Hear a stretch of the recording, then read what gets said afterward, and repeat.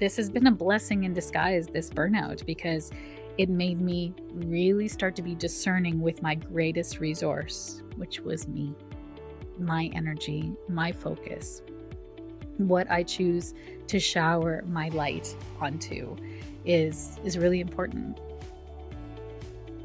Welcome to the Story of Spirit podcast, where practical spirituality meets real life. Hi, I'm your host, Sheetal Story. I'm a psychic medium, grief support counselor, professional astrologer, and a human design reader, and of course, a law of attraction master coach. With my unique blend of spiritual and practical tools, I am here to help you align with your soul-led purpose and ignite a life that sets your soul on fire. In this podcast, we are going to explore the principles of energy, astrology, spirituality, and psychology to help you heal your grief and create an aligned life and business from the inside out. Whether you are looking to deepen your intuition, understand your cosmic design, or transform your business, this podcast is for you. Join me each week for insightful discussions, practical tips, and inspiring stories that will guide you on your journey to living your very best life. Don't forget to subscribe and follow us on Instagram at Sheetal Story or wherever you listen to this podcast. Let's dive in and start this transformative journey together. Welcome to the Story of Spirit podcast. Let's talk about burnout, shall we? And burnout, if you haven't been in it, really sucks. It's really bad. But I think the weird thing about burnout is you don't realize that you are creeping up to it. If you remember the mountaineer or the mountain man on the old Price is Right, and I'm not sure if they still do it on Price is Right, but the mountain man creeps up the mountain and you got to get the price right. And it goes up by every dollar that you got wrong or something like that. I might not be doing that justice. But as it creeps up, it kind of goes over the mountain if you've guessed wrong too many times. And burnout is like that. You're just kind of creeping up to this unknown point where your body's like, no more, and it's done. And then you're like, everything starts to shut down and you're like, what is happening? So you don't know that you are going towards that. But let me tell you, my friend, if you are an overachiever, you are hyper independent, you're working hard, you're an entrepreneur, or you're juggling multiple jobs, multiple roles in your life, you are on track for burnout. And the way to avoid burnout is to listen to your body. But we have this really gorgeous, powerful, loud brain that just is continuing to say, you could just do a little more. You could just do a little more. You could just take it in. And it's wonderful because it is living in the past. It's living in producer archetype, right? You gotta produce to be worthy, to be worthwhile, to be valuable, to be a contributing part of society, whatever the narrative is for you that you learned from your parents. That is why you move forward. And you move forward at an accelerated pace. So being a high achiever, hyper independent woman, as I am, and you might identify as that too, I'm willing to bet that you probably identify with that, right? If that's you, yeah, just give yourself a little nod. Yeah, that's me. And this topic came up because I've learned a valuable lesson. This topic came up because of something I posted on social media, and I'm the person that responds to my social media. I'm very extroverted. I'm in my DMs. I'm talking with people. If you have a question, you can message me on the socials, specifically Instagram. It's much more easy. I don't know, with Facebook Messenger, they tend to hide them in these weird places, and I'm always late responding to people only because it wasn't there the last time that I checked, and all of a sudden there's a message there.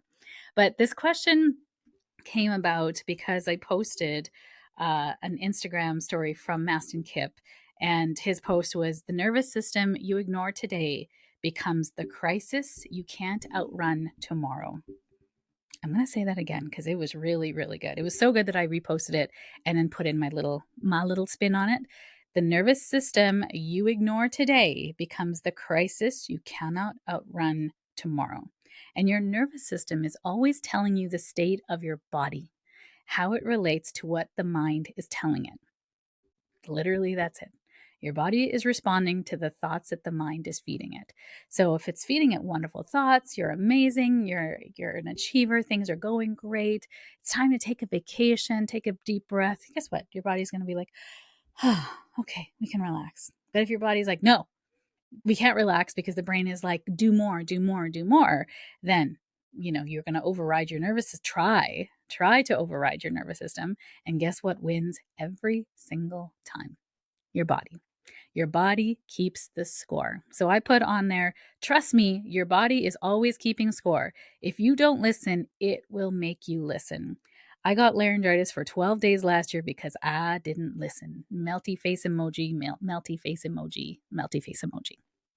Times three more. And so the comment came in from this amazing listener who said, "Hi, Sheetal. I'm curious, were you pushing too hard or not resting?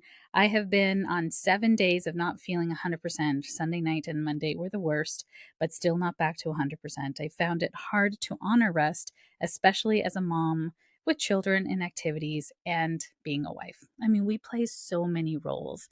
And I was like, man, I feel her. I was her in September of last year. And I started to look at my astrology as well to sort of understand this. I went down a rabbit hole and I realized September is my birthday. And so, not that I had to look at the astrology to realize that, but September is my birthday. It's a big renewal in your astrology, right? We call it a solar return, when the sun returns to its original position at the time that you were born. And whatever is in your birth chart at the time you're born will replay again at the time that you were born, because it's like a resetting of the clock, but it's almost like a echo of what the chart is. So my chart has a lot of great things. My sun is at the top of my chart, and I shine my light professionally. I'm a guiding light for other people. I have a lot of gifts to share, but I also have some things that are squaring to my sun. So when I, have my birthday, I can also have a propensity to overdo it. And it's not that I overdo it at my birthday and go drinking or anything. Like, I've never done that. And in fact, every year as a kid, I was always sick, because there's another part of my chart that plays out, that it's like I need to learn how to use my energy in order to make it an abundant time. I'm calling it in conjunct. 150-degree angle. So it's like a kink in the energy. It's not a square and it's not an opposition. It's kind of in the middle. And so this energy signature plays out every year around September. So I've had some huge milestones in September. I've had my first client reading ever on my birthday. And last year I had my first I got to speak on a stage with my coach. It was one of the most memorable moments. She celebrated me as well on stage, like literally on my birthday. And from that event, I ended up calling in so many wonderful women who wanted to work with me, and it was abundance. And I was trying to put them in to time slots and places where they would work in my schedule. And I really was trying to work with the boundaries that I had worked very hard on creating in my life, so that I didn't burn out. Oh, I'm so silly, right? I mean, I really just thought that I was doing a good job, but I knew I wasn't, because I was tired. I kept saying, wow, I feel really tired. And there's no time for naps. There was people, I was seeing people. Normally my schedule is Tuesday, Wednesday, Thursday for client facing. And then Monday and Friday are business, working on my business, not in it, so to speak. So I was seeing people Monday through Friday. I was teaching classes in the evenings, and it was a lot. It was a lot. And then I also had a trip to London, first time ever to Europe, in November. And so I was trying to make the money for that, also save up all the things. And then at that time, too, there was a lot of things going on in the family, a lot of appointments happening, too. We were seemingly in the hospital all the time with something or other. It was a lot. So there was a lot going on in every single role I play in my life. So not just one calm place. When sometimes when let's say your personal life is busy, then your work life can be a little bit calm. But if everything is firing, then you are really spread thin. And that was me. And so I got sick in October. Beginning of October, I started to get a cough, and it started as an irritation in my throat. And I was drinking the water and taking the vitamins and all the things. And then it went into my chest, and I have asthma. So I was taking my inhalers, working on that, but no time for naps. Like, really, I tried, but there's something always happened. A kid sick, errand had to be run before school, just something happening all the time. So no naps or anything. So then it went into my sinuses. And then I had a raging sinus cold. I was doing all the things for my sinus cold, the Vicks vapor rub, the inhaling steam, hot showers, all the things. And then so that went on for 6 weeks. 6 weeks. Like, I'm normally not sick. I'm a very healthy person usually. And during that time at the beginning, I had to reschedule. I have also a very robust social life. So I had to reschedule three brunches and dinner dates, and then I had to reschedule. Well, because I didn't want to get anyone sick, so that was a reschedule on purpose to not spread my illness. I work online, so it's fine. I could just power through, right? I didn't reschedule any clients because I was powering through, y'all. And then Oh, end of October. So I started to get sick at the end of September, and then end of October, I lost my voice. And I get laryngitis about once a year. And I thought, this time, it's almost November. I haven't got laryngitis yet. Like, yay, this is amazing. I haven't, so wild that I get it once a year. And well, not really, because now when you consider my history, you're like, yeah, you push yourself too much. And the only time that I stay quiet is when I don't have a voice, because I have lots to say, y'all. Like, I came in to this world with a lot to say. That's why I was an extrovert. So it was rough. I lost my voice for 12 days. And when I looked online, they're like, if you lose your voice for 2 weeks, you got to go see a doctor. And I was like, I'm not at the 2 week mark yet, but I had no whisper, like nothing, like no any voice at all.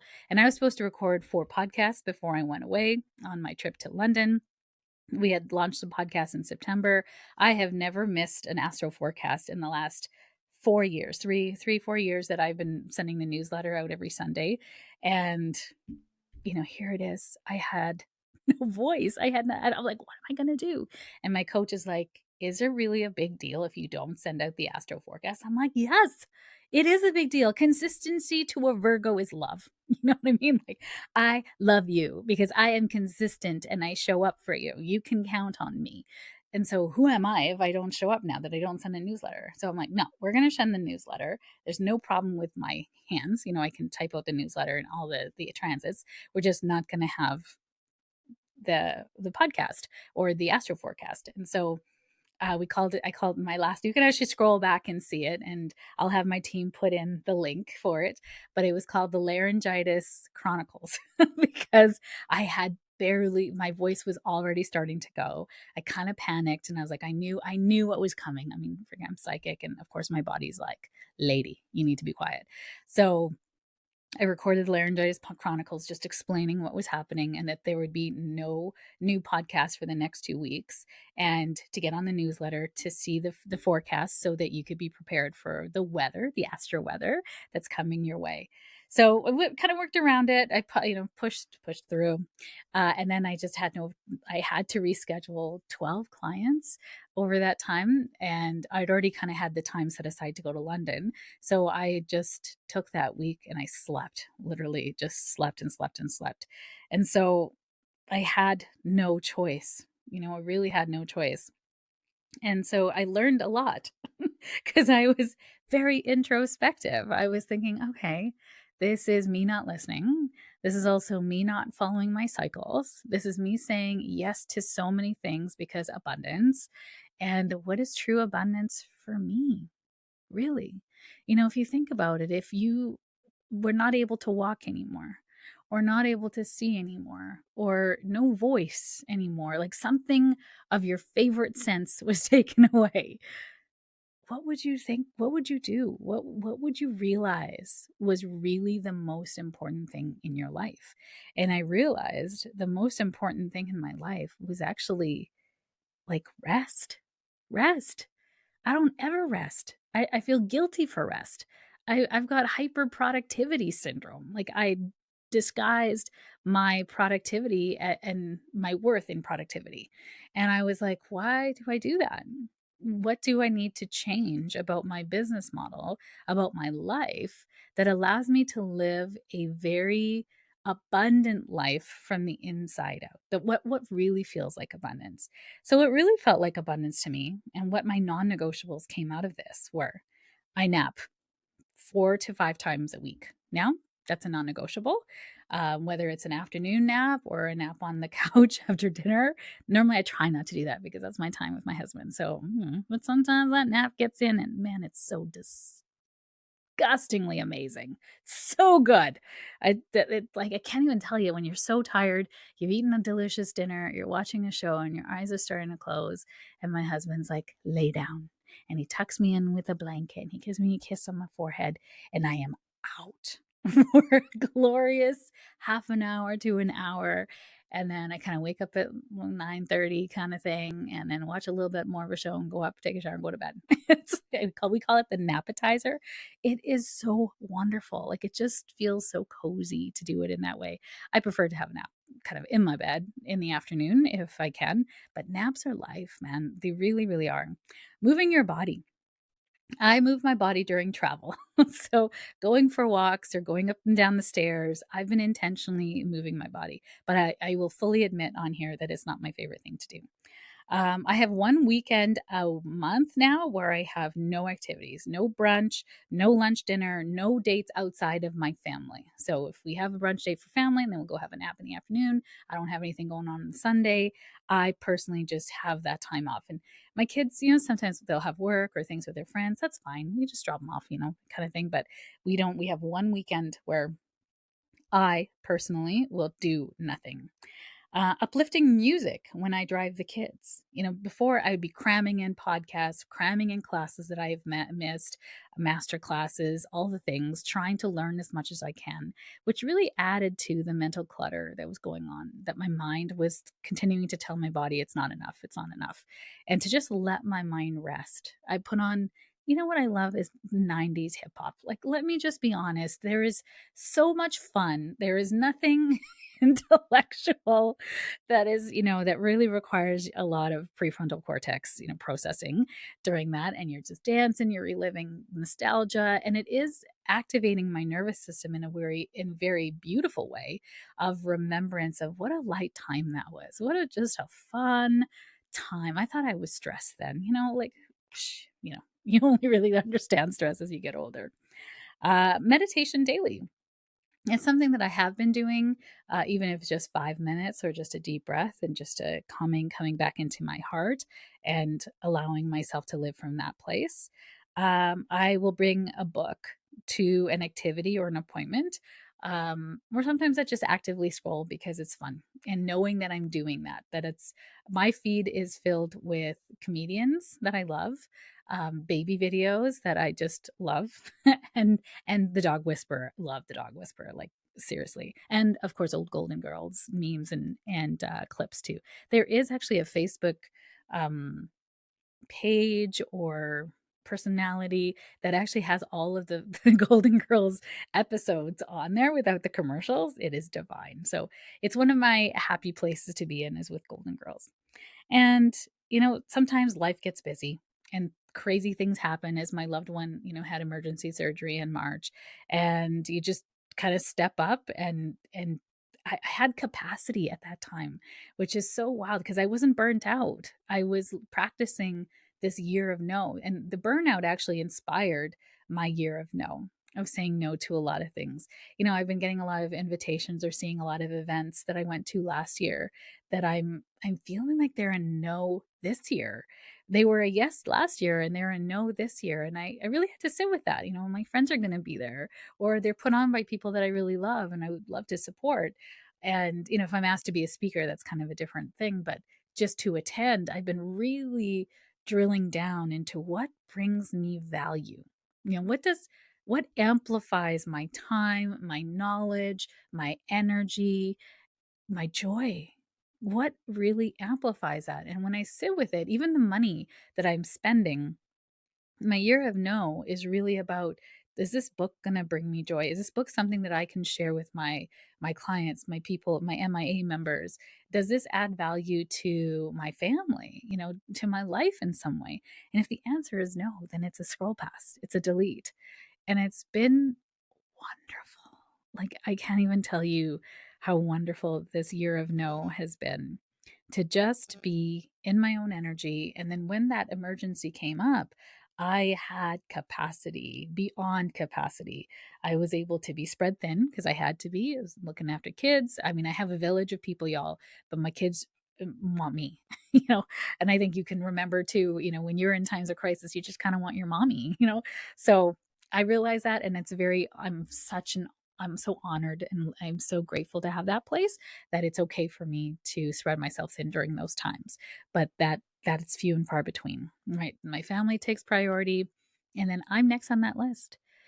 So, in terms of creating a schedule that makes me feel good and really listening to my body, because I'm feeling like if I hadn't listened, the laryngitis, and I would have just tried to push through and continue to work and do all the things, and I'm pretty sure I would have got pneumonia. I really think I was heading in that direction. I was just so tired. My body did not have the resources to fight anything off. And this has been a blessing in disguise, this burnout, because it made me really start to be discerning with my greatest resource, which was me, my energy, my focus, what I choose to shower my light onto is really important. And I love my clients. I was so happy that everyone who came into my schedule at that time. And now looking back, I learned a very valuable lesson, is that I would have booked further out into the future. I have non-negotiables now, guardrails in my schedule. No clients can book into Monday and Friday anymore. And I teach only one night class at a time. So there's no overlaps at all. I used to be like, oh, it's just a week overlap or a 2 week overlap. Like, no, I only have one night class that I teach at a time. And my night classes that I teach, I really love, because they tend to be women who are not available in the day. But then I also have classes that I teach during the day for women that are available in the day. So it's kind of, where's your ideal audience at? And it's not, I don't have a very linear type of business. I help two types of women who are going through grief and transitions, to up level, listen to their intuition and step into the seat of the soul and are spiritually curious, and women entrepreneurs with all those same things too. So it's the entrepreneurial woman and the spiritually curious woman, and they can be the same or not, but in that I get to be very multi-passionate. And as a manifesting generator in human design, I have to be very discerning with what I say yes to, what really lights me up, because I have a Sagittarius moon, meaning I'm very excitable. I'm very I you get excited about something, I get excited with you. I can feel energy of other people. And if I'm in a room of people that are really excited about a thing, then I can make the wrong decision. I can say yes to something that actually is lighting everyone else up but me. But because I'm feeling their energy, it excites me too. And I've been to so many conferences where I've signed up for things and afterwards I went, what was I thinking? I really like to give myself a cooling down period of like at least a week. Every time I attend an astrology conference, I love it. It's like we're all speaking the same language, we're all on the same wavelength, everyone's very spiritual and very loving. And then I'm like, I need to speak at conferences more. I need to speak at astrology conferences. Like, yes, yes, yes. And I go home and I'm like, wait a second. Do I have anything really groundbreaking to share? Astrology conferences, they like to, it's you go for the what's pushing the envelope, what's data being collected for, what are some theories being tested out. I like to see lectures like I'm not interested in seeing lectures about things I already know about, right? I'm trying to expand what I know. So, do I have anything to add to an astrology conference? Maybe. I mean, there's a few theories that I've been working with, but I don't know if there's anything that I actually have data to show. Could I do that? Sure, but I don't want to. And is my ideal client there? When you're speaking in places as an entrepreneur, is your person there that you're able to add value to their life and help them and maybe be their next step on their journey. And I don't think a conference is that for me. So this discernment piece has been really one of the greatest tools to help me with burnout. So there's two tools. One is discernment, and the other one has been actively paying attention to how I feel in my body. So if you have a hard time being in your body because your body didn't feel safe to you as a child or, as a young woman, then that healing and listening to your body is an active way to prevent burnout in your life, because I can tell you burnout is going to shut everything down for you to just listen. And sometimes burnout has some really lasting consequences.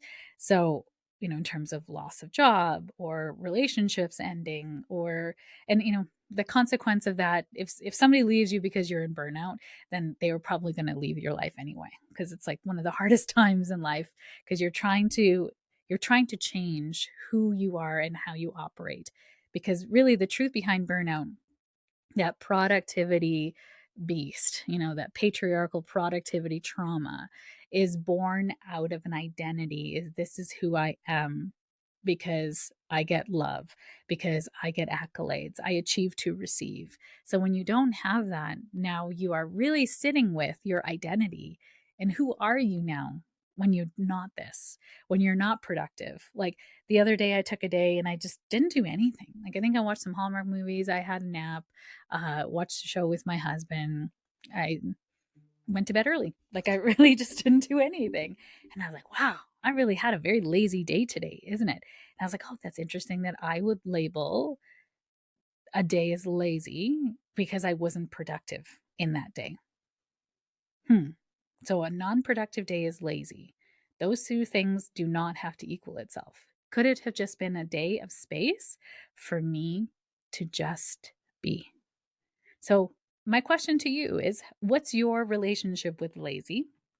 What's your relationship with spaciousness? For me, spaciousness is abundance. Can I have spaciousness? We had the conversation, my coach and I, about white space, right? For me, white space was somewhere that I could put somebody in. Like, I have white space. Yeah, yeah. No, I'm going to schedule cleaning the house and reading the book and taking that course that I've been putting off going into. And my coach is like, no, white space is nothingness. It's just white space. I'm like, to do nothing? She's like, yeah, to do nothing. I was like, I don't know what to do with myself. She's like, you're going to figure it out because I'm assigning you white space. I was like, oh, okay. And now I realize I enjoy white space. I enjoy spaciousness and I don't want to give it up. And does that mean if I fill that in that I would make more money? Maybe. But I think there's another way of working smarter, not harder as an entrepreneur. And I don't have to work like that anymore. Was there a time that I worked like that because that's all I thought I could do? Yeah. And did it teach me a lot about myself? 100%. I would not change that, but I would never go back to it. So there's a difference. So I'm going to ask you to contemplate for yourself. What does spaciousness feel like in your life? What's your relationship with lazy? And how does white space really nurture your creativity, inspiration, and soul to shine forward? Wishing you a spaciously abundant day that makes your heart happy. Thank you for joining me on this episode of the Story of Spirit podcast. I hope you have found inspiration, support, and practical insights to help you align with your soul-led purpose and live a life that sets your soul on fire. If you have enjoyed today's episode, please subscribe to the podcast, leave a review, and share it with a friend. Your support helps us to reach more listeners and continues to provide valuable content. I sincerely appreciate every share, and I know it is how most people find me. It is because caring people like you have shared me with them at the right and perfect time. For more resources, insights, and to connect with our community, please visit us at www.sheetalstory.com and follow us on Instagram at sheetalstory. Remember, your journey to a more aligned and vibrant life is just the beginning, and I am here to support you every step of the way. Until next time, stay aligned, stay inspired, and keep shining your beautiful light. This is Sheetal Story, signing off from the Story of Spirit podcast. Here's the legalese that's required by our lawyers. This podcast and the YouTube channel represents the opinions of Sheetal Story and her guests to the show. The content should not be taken as medical, psychological, or financial advice. This series is informational and entertainment purposes only. Because each person is so unique, please consult your healthcare professional, your mental health dream team, your financial advisor, or anyone else that's an expert in the field in where you are thinking of making big choices in your life.